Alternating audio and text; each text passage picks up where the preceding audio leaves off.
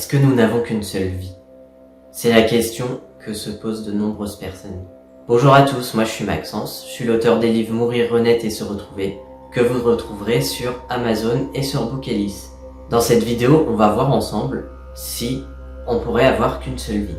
Qu'est-ce que ça donnerait de n'avoir qu'une seule vie?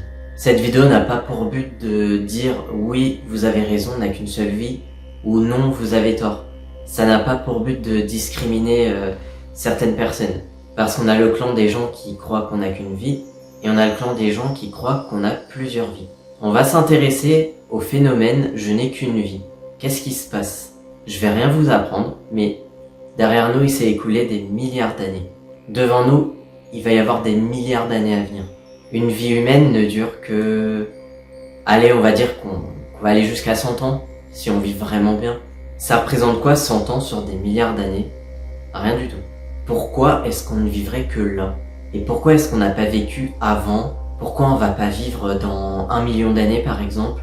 Bon, admettons, le hasard. Un mot que beaucoup de gens adorent, mais que d'autres détestent. Maintenant, concentrons-nous sur notre seule et unique vie. Vous voyez un petit peu, il y a des personnes qui naissent en bonne santé, d'autres qui naissent handicapées, il y en a d'autres qui vivent 100 ans voire plus, d'autres qui vont vivre quelques heures et qui vont mourir directement. On a des personnes qui sont riches, d'autres qui sont pauvres, il y en a d'autres qui seront malades toute leur vie, d'autres qui auront une bonne santé toute leur vie. Il existe autant de vies que d'êtres humains. Mais donc dans cette seule et unique vie, ce serait triste quand même de vivre en étant malade. Ou ce serait triste même de naître et de mourir juste après, parce que c'est ce qui se produit parfois. Ça veut dire que la pauvre personne qui va naître et qui va vivre que quelques heures, elle aura pas le droit de vivre, elle saura même pas ce que c'est la vie. C'est sa seule et unique vie. Elle fait quoi avant? Elle fait quoi après? Et pourquoi elle d'ailleurs? Ah, c'est le hasard. Excusez-moi, c'est le hasard, c'est vrai. Elles sont bien chanceuses alors les personnes qui vivent 100 ans. Et puis qui arrivent à avoir une plutôt belle vie, du genre elles sont riches, enfin en tout cas elles ont assez d'argent pour vivre, physiquement elles sont plutôt attirantes, elles ont tout ce qu'elles veulent, bah voilà, elles ont une vie facile si on peut dire ça.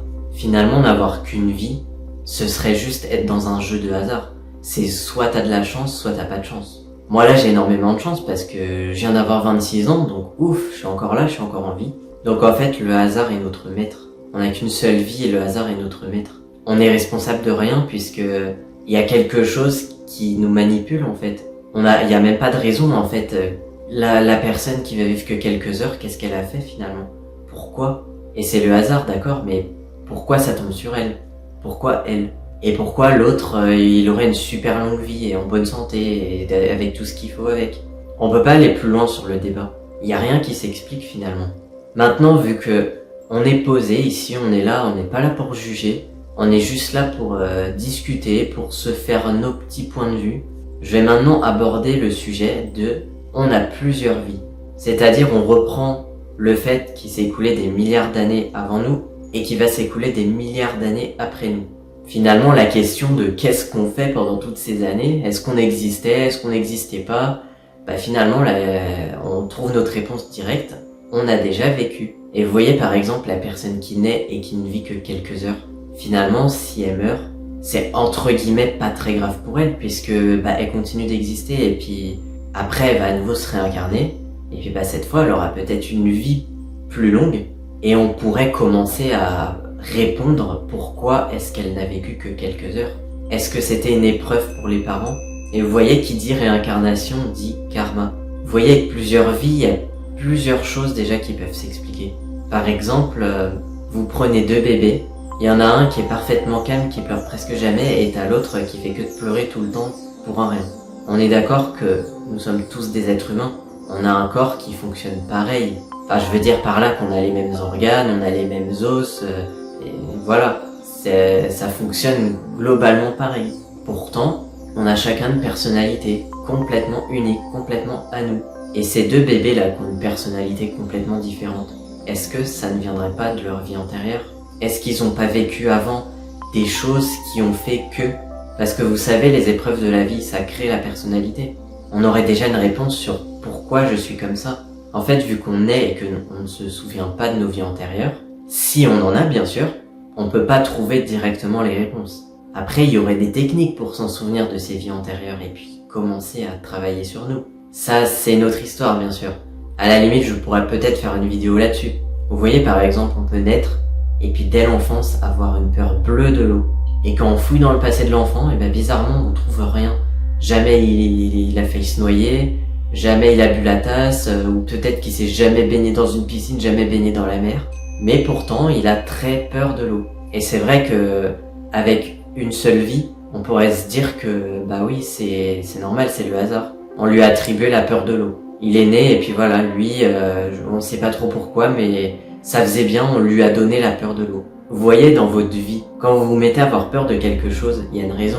Vous allez aux toilettes dans des lieux publics et vous demandez toujours à quelqu'un de tenir la porte parce que vous voulez surtout pas fermer à clé. Vous vous souvenez pourquoi? Parce qu'il y a une fois, vous êtes resté coincé dans les toilettes. Et depuis, vous avez peur que ça recommence à nouveau. Il y a une raison, c'est pas arrivé par hasard. Là, avec une seule vie, c'est vrai que ça a été attribué au hasard, c'est sûr. Mais avec plusieurs vies, on pourrait se demander, est-ce que dans une vie antérieure, il n'y a pas eu un traumatisme? Si on prend l'exemple de l'eau, est-ce que je serais pas mort noyé? Après, c'est pas aussi simple que ça en a l'air. C'est pas parce qu'on a peur de l'eau qu'on est mort noyé dans une vie antérieure. Ça peut être aussi parce que on s'est fait manger par un requin alors qu'on était dans l'eau. Bon, voilà, ça peut être n'importe quoi. En fait, avec plusieurs vies, la vie prend tout simplement un sens. Et on peut plus parler de hasard. Et quand même, il y a un truc qui serait triste en vivant qu'une vie. Pourquoi est-ce qu'on va naître homme? Pourquoi est-ce qu'on va naître femme? Et ça veut dire, si on est femme, on connaîtra jamais le bonheur d'être un homme et vice versa. Pour ça que moi j'ai changé de sexe, je me dis au cas où.